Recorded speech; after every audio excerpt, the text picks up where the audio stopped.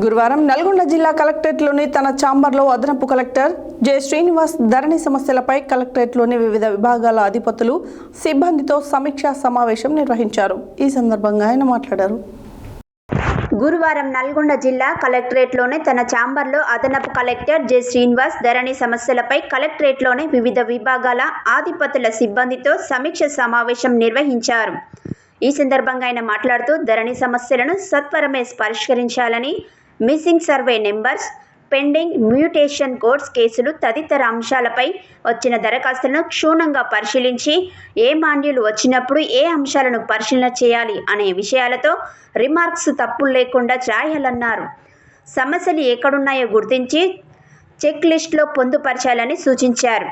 ధరణి సమస్యల పరిష్కారంలో ఏ అనుమానం వచ్చినా తాము అందుబాటులో ఉంటామని జాగ్రత్తగా క్షుణ్ణంగా పరిశీలించి రైతులకు సత్వరమే పరిష్కారం అందేలా చూడాలని ఆదేశించారు.